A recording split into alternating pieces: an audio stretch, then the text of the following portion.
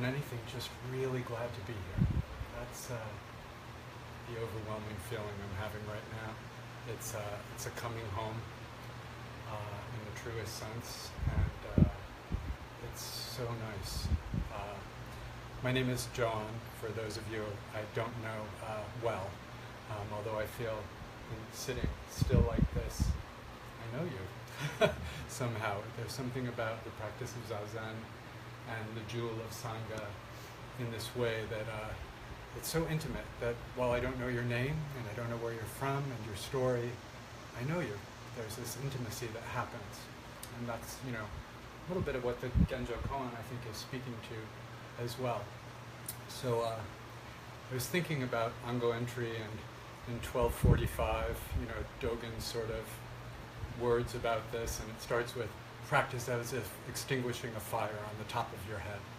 And yesterday I had a fire on the top of my head, and it took a group of people to extinguish that fire. It's not an individual task. I became ill during the day, and as Jisei, I went to look for you here, but you're not here. As Jisei had shared, hydrate, please hydrate. I work as a nurse, and I should know better. And I thought I was well hydrated, but I don't think I was. And I had a little heat stroke. And so I thought I could fight through it, but my Dharma brother and his Dharma wife, we had a little conversation, and it sort of went, what would you say to someone else? I'd say go to the hospital.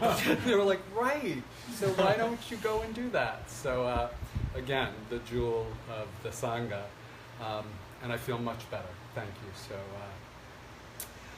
I have moved just recently to Saugerties, New York, about an hour or so north of here, close to Woodstock, in a rental for a year. I had been living in Provincetown with my partner for the past 7 years.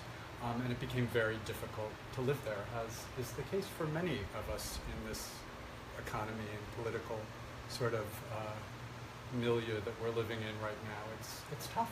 It's really, really tough. And living in a vacation-y resort town with two sort of separate seasons, one that is the year-rounders and one that is the summer visitors, is tough. So we made a decision to make that change and come back to New York State. Couldn't be happier to be closer to my teachers and my community. So while I was there, I created a small sitting group at a place called Yoga East. And we dedicated ourselves to doing a Zazen Kai every other month with my Dharma brother again and his wife Seijin, who many of you know, who had a Zendo in Hyannis, and Provincetown is about an hour away. And so we had these two small sanghas that together were a little bit of a larger sangha. And I have to sort of make a confession from my Catholic roots of why I did this. And it's because I'm lazy. I'm profoundly lazy. So I will not sit unless I have a reason to, unless you guys are going to be there. I have a home practice, and many of you practice at a distance, and I think you know the difficulty of that, to establish a home practice and feel really settled on your own. But if there's somebody else, who I'm like, oh, well, somebody might show up tonight, I better go put the cushions out, and I should stop and get some flowers, and, all the things that we do, to make a space proper for sitting. So that's, the main reason that I created the Little Kid Cut Sangha. Maybe there was some sort of, egoless reason, but more than that, I think it was like, I need this, or I'm not gonna sit well. So even with the Sangha being created there, and while it was small, it was strong, and it remains strong, and will remain strong in my absence, I'm sure. Even with that, there was a feeling of disconnection, that I wasn't with my family, that I was somehow at a distance, and that I was being forgotten, or it's a little scary to come back. Like, will you remember me? I had shared with Roshi, It's like, it's like coming home after college and your parents have turned your bedroom into like the media room or something. You're like, that's my bedroom. I fortunately have another teacher I work with, and fear not, Roshi knows about her, and that's my dog, Ruby. And so Ruby is a great teacher. She teaches me, to, don't get pulled and don't pull. We walk at Ruby's pace, so, we try to do a little training in there too, but it's pretty much Ruby's pace. So we had left Provincetown for about a week. We'd made the first week and a half, 2 weeks, made the first move, and there was still a pile of crap that we needed to go back and pack up and get. So Ruby had been adjusting to our new home and finding new smells and new things there, and sort of, like, okay, so I guess this is home. And then, of course, we put her in the car and drive back to Provincetown to go get that last load of stuff. And we get there, and she gets out of the car, and of course needs to go to the bathroom, and she had to pee on everything. Every single thing down the street, all the spots, not just a couple of the spots, all of her pee spots she had to get. And I was sort of, went, oh, you've missed your community, and you need to say hello to everyone. You need to say, I'm here. And so fear not, I'm not going to do that today. I shall not pee in every corner of the temple, I promise. But that said, it's not so much a show of dominance or a show of marking territory, as it was a sense of like, I'm here, everybody. She was saying hi to all of her other dog friends in the neighborhood. We call it P-mail. She was leaving P-mails for everyone. So, and I could relate to her, sort of instinctual need to say, I'm here, I exist, I'm in this place. And yet, with years of practicing in the city regularly, coming to the Zendo almost daily, there, that disconnection still exists. It still existed, and it begged the question: is the feeling, or I could be in the midst of the Sangha in New York, and still feel disconnected, is what I'm saying. So, is disconnection, geographic? Where does it lie? It really made me ask that question. So was my living in Provincetown, a sense that I was disconnected physically? And of course, there's a truth, like the Genjo koan beginning. There are Buddhas, and there is enlightenment, and there is delusion. There is a truth to there is living 7 hours away, and there's not, So I'm glad that part is out. But the disconnection is, right here. So I'm grateful to Jisen, to Roshi, and the Sangha in general for choosing the Genjo koan, which I know Roshi loves, and I love it as well. And when I was Shuso, my study text was the Genjo koan. So it's especially sweet for me. And it really is reminding us that it's right here. It's right in this moment. It's not over there or back there. It's not some romanticized idea of the past or some idealized idea of the future.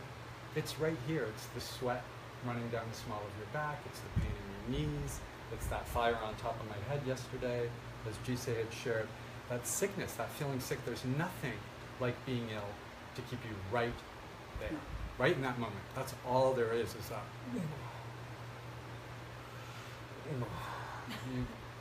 I worked in hospice for a long time, and I think that's, people say, oh, that's so difficult. And yet the patients overwhelmingly were so right there, right with their pain, right with their suffering, right with their loss. And there was something that was very stimulating to me to be in that environment. It was not unlike being in the Zendo. So a little over a month ago, we had our last Zazenkai in Provincetown. It was a bittersweet moment.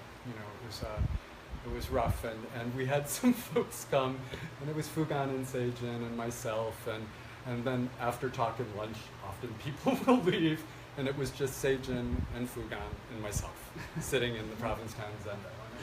It was actually, incredibly right, But again, I have to kind of get to my Catholic roots and confess. I don't know, it's just something about I have to do it. So I think I had ideas, I know I had ideas about what the Provincetown Zendo would look like. And bolster them a little bit for your benefit, but it was like, yeah, probably after a reasonable amount of time, 3 or 4 months, 20 or 30 people will be coming regularly. They're all just going to fall in love with Zen practice. It's going to be like, where have you been? This is the best thing I've ever gotten, and I love it. And then I'm going to have to call Roshi and say, I don't know what we're going to do. We can't do the Grail anymore. People are coming up. They want to take Jukai. They're all ready. It's going to be great. And, obviously, I'm sharing this, sort of comedically to sort of let you know what was kind of brewing in the back of my mind. It was more about the idea of that subtle sort of understory that we can have, even in the feeling of, well, I'm all right with whatever presents. Is there still some sort of meta story underneath? It's like, but I want it to be something different than what it is. And so, we really miss out on, what is when we're fixated on what we think should be, or I shall say, I miss out what is. I miss out on what is when I'm, in my story about what I would like it to be. And there's a section of the Genjo Koan that I love, and I know Roshi has shared it before, and it's so beautiful. And it really speaks to this sort of disconnection, I think, that happens. And I like this Cook version of it. I was looking at the Mayuzumi version, and we say carrying the self forward to confirm the myriad things, but Cook says conveying the self to the myriad things to authenticate them is delusion.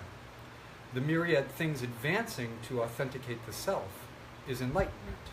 It is Buddhas who are greatly enlightened, who greatly enlighten delusion. It is ordinary beings who are greatly deluded within enlightenment. Moreover, there are those who are enlightened within enlightenment and those who are deluded within delusion. When Buddhas are truly Buddhas, there is no need for the self to understand that it is Buddha. Yet we are Buddhas, and we come to authenticate this Buddha. So, when I'm going forward to say, the Zendo is going to look like this, missing it. When I allow the Zendo to come forth and say, what is this? What is happening here? Then Buddhas are being Buddhas, and there's, enlightenment within enlightenment. We're all in that field of it. This morning as we're putting on Kesa, and for those who aren't wearing a rakusu or this, this drag, I was thinking about, drag dressed as a girl. It's really drab dressed as a Buddhist. It's like drab dressed as a Buddhist. And I remember thinking, I'm missing. We're putting on this robe. Vast is the robe of liberation. We're in the robe of liberation, all of us. We're all in it. And it's, Bob Marley's, when the rain falls, it don't fall on one man's housetop. It's here. We're all drenched in it. We're absolutely all drenched in it, regardless of what you're wearing. It doesn't matter. So it's the pain in your legs. It's the sweat rolling down your back. It's this moment, where the robe of liberation is, where you're enrobed in this. And there's another part. So after Dogen had said, this whole thing about extinguishing a fire on your head, that this idea, my ideas for the Zendo at that time were another way. And then I let go of it. And he says, don't regard this as going beyond, even if you see it as the beginning. Kick it away. Even if you see it as going beyond, stomp on it. Then you are not bound by beginning or going beyond. So it can get tricky. So I have an idea, then I let go of that idea, and then I'm self-congratulating myself for letting go of that idea.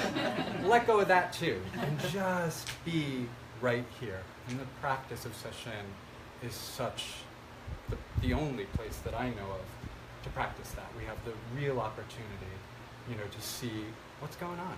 What's the story? What's the story we're telling ourselves? And what are we missing, because of it? So I suppose when I really look at my ideas about, what things were going to look like at the Provincetown Zen Center, uh, you know, I think I honestly, just wanted it to be a place where people would practice, and that it would bring, the relief that it had brought to me, to others. I think it was a genuine sort of desire to do this. But on some level, there was that story that's like, look what this is and look what I've done.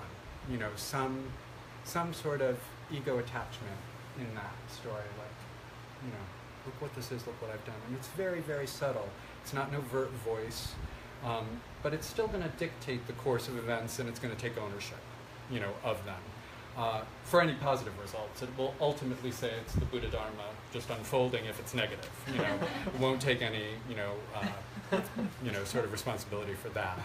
But it's in that where it lacks interconnectedness. We're disconnected. We're 7 hours away from the truth. So the Sangha that, Fugan and myself were serving on the Cape is really diverse. It's much like our Sangha here. There's year-rounders, weekend visitors, tourists, artisan residents, all the flotsam and jetsam that you will have on the Cape. And we get to experience, for better or worse, the sort of coming and going of all of that. It literally in tides, twice a day, there's a tide coming in and there's a tide going out.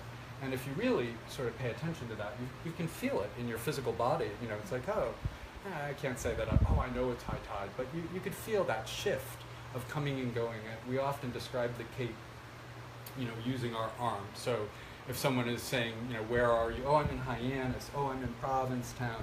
Orleans. People point to their arm because of the shape of the Cape to describe it. But it's almost like an enso. There's this swirl of energy that will pull you in and spit you back out. So, I think of Dorothy and the Wizard of Oz. People are always coming and going. And that was really, how Provincetown is, and I believe, will always be in that sort of community. And the precariousness of it is a beautiful thing. It's like, you're a sand castle right at the edge of the incoming tide. You get to realize that it's just this moment. So I really had to say, what is it that I'm here to offer? What can I offer this community of sitters, the 5 or 6 that come through?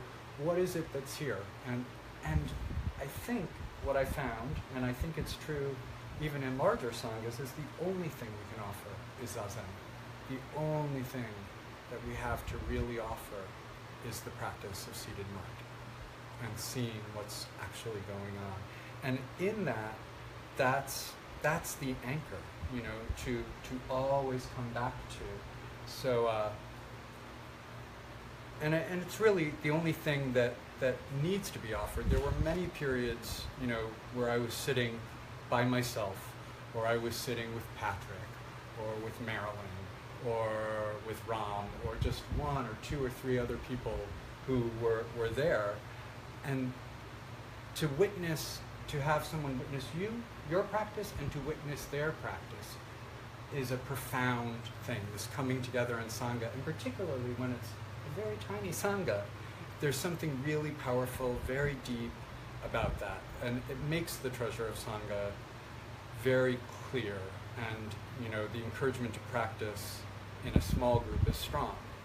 So in full disclosure, as this last Zazen Kai and these last periods of sitting were coming together, I sort of looked back and said, well, was this a success? Did this benefit others? Did I miss the mark? Et cetera, et cetera. Where was I? And I'm going to bring up a story around this, fear of maybe missing the mark, to just sort of point to, we don't know what we're doing. We don't know the impact we're making, for someone when we're just in our practice, when we're just present. We miss the ability to convey the Dharma if we have an idea about how we're going to convey the Dharma. So there was a woman who had come to our very last Wednesday night sit, and she'd called me saying, it's still going on, right? Or emailed me, still happening, it's Gail, you probably don't remember me, I sat with you about this time last year. And I sort of, it tickled something sort of in the back of my brain, but I was like, oh, there's been quite a few people that would call and come for one period. You know, they practice in a Vipassana tradition and a Tibetan tradition. Is it okay that I come? Of course, please come, sit with us. So Gail said, I'd really like to come again. I said, sure. So she came in, and as soon as I saw her, I said, oh yeah, I remember her, you know, what a lovely woman. And I thought, oh, it's just going to be a couple of us. So I put out not all the cushions. I was a little lazy, as I had said earlier. I said, oh, I'll put out a cushion and a chair for Patrick, and I'll put out one for myself, and I'll put out one for this person, Gail. And then Karen came, another person who had come in the past. So I said, oh, this is great. So we're all sitting together, and as we would normally do, and we sat our periods, and then there's always a little Dharma discourse that happens in the parking lot. You know, people sort of talk and before they get into their cars and leave, and what about this, and what about that. And so I see Gail doesn't have a car, she's on vacation, and the Zendo is actually a distance, not a far distance, it's walkable, but a little bit away from things, and she's a bit older, and you know, I said, I'm happy to give you a ride. She said, oh, thank you, I really appreciate that. So she jumps into my car, and we're driving along, and she says, I want to share with you something that I have recorded on my phone. I said, okay, sure. So she plays on her phone, and it's me chanting the evening gatha. And it all kind of comes back, and I said, oh, I remember this. Last year, on a Wednesday night, I would chant the evening gatha at the end of sitting. And afterwards, she said, oh, I've never heard anything like this. Would you please record it on my phone? And I thought it was a little odd, but, you know, I said, sure, you know, I'm happy to do it. Do it in the tone, like, do the whole thing. Okay, you know, because it would be like, life and death are of great importance, time swiftly passes by, opportunity is lost. No, you have to do it with the full thing. I said, okay, so I did the full thing for her. And we're driving along, I said, oh, you know, I guess this meant a lot to you. And she said, well, last year when I came, I got my sort of third and final diagnosis of cancer. I had breast cancer, I had uterine, it's come back in spades. I'm sort of surprised to be here now, you know, but here I am. And every night when I sit before I go to bed, I play this on my phone. And it's a powerful, you know, reminder, and also it brings me great solace, you know, and I had no idea that I was making this impact, you know. My idea of impact was, we're going to have 20 people in here, and they're all going to be dressed in black, and they're all, you know. And here the impact was, you know, a completely unexpected, you know, way of the Dharma unfolding, an unexpected way to teach. So if we're caught in a story, even if the story is filled with good intentions for all beings, we actually miss serving any beings. So I've shared with the Cape Cod Sangha often, but maybe not here, where our little Zendo was, or where this yoga studio is that had a Zendo in exile in it. There's quite a few businesses. It's in a little strip. There's a caterer. We are directly next to Doggy Styles, which is a dog grooming place.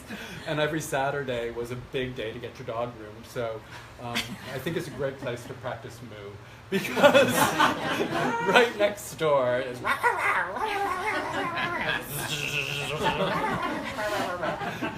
who's a good girl? You know, like this whole sort of thing. Fugan can truly appreciate it, and those of you who've sat Zazen Kai there can know for sure. But as you drive in, there's a big sign for bait. And there's a bait and tackle shop. We live in a fishing community, so you can go purchase chum and other delightful dead things to dangle out there. But I always thought, isn't this a wonderful thing that one of the last signs you see going in is bait? So, are you going to take it? Are you going to chomp down on that bait, or are you just going to say that's okay? And that sort of leads into a koan that I think is great. And I think it sort of points to, the bait is there. It's not such a bad thing, if you chomp down on it. Just come back, come back, come back. Realize you've got a mouthful of, fish guts, and come back. So Sangshang asked Zhuifang, "The golden fish that passed through the net, what does it use for food?" And Zhuifang said, "When you come out of the net, I'll let you know." So Sangsheng said, "The teacher of 1,500 people, yet you don't even know a saying." And Zhuifang said, "My tasks as abbot are many."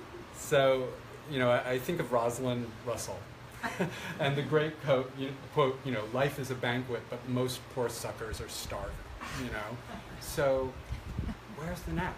Where do you get caught? I get caught in stories about how things should be, or how things ought to have been, or how things will be in the future, But when you're really, truly present to things just as they are, the exquisite heat of yesterday, the coolness of this morning, when you're really just present to that, there's no nap. And the buffet is open, you can have all of it. So when we realize that there's, when we're caught in ideas of how things should be, that I get lost at least, that there was a cool Sunday morning and that there's, birds have sort of quieted down. It might just be the fan. So there's the sound of the fan, then I'm present. We miss the Dharma for an idea of the Dharma. So when our little Zendo started, those little stores were there. The bait shop was definitely there. Doggy Styles was there. There was a horse stable at the sort of other end of it. And in the time we were there, community housing has, popped up around us. So at first, I had ideas about it. The dunes are gone. The beautiful dunes are gone. The first day we sat, a turkey actually came into the physical Zendo, stood, at the door of the Zendo, and then turned around and went out. And we saw foxes and coyotes, and now they're tearing up the dunes. But the reality is there's such a lack of housing for people without large incomes there to live year-round. And so my story had to change a little and say, you know what? These houses are beautiful. They're allowing people to live in this community, to work in this community. So in came a new road, and we used to be on Race Point Road. So Race Point Road, and there were races on Race Point Road, and people tear down it. If we're sitting there, you can hear them, got to get to the beach really fast, got to run there, and it's an access road to the beaches. And they're zipping by with blaring music to go have their day at the beach. But then, because of the stable that was there, a new road came in called Stable Path. So when you're doing Kinhin and you look out the window, there's the sign, Stable Path. And I just thought it was somehow appropriate. And that's really where our practice resides, right on the corner of Race Point and Stable Path. So there is a poem that Dogen had written while he was at a temple, in residence in a temple in Fukakusa. And I think it speaks to the Genjo Koan and this idea of coming back again. This is the sign for again. Coming back again and again and again. So I will share it with you. Drifting pitifully in the whirlwind of birth and death, as if wandering in a dream, in the midst of illusion, I awaken to the true path. There is one more matter I must not neglect, but I need not bother now, as I listen to the sound of the evening rain falling on the roof of my temple retreat in the deep grass of Fukakusa. I'll read it one more time and I might make some changes, some literary editing. Drifting pitifully in the whirlwind of birth and death, as if wandering in a dream. In the midst of illusion, I awaken to the true path. There is one more matter I must not neglect, but I need not bother now, as I listen to the birds and the cicadas, through the windows of my temple retreat in the deep green of Kwan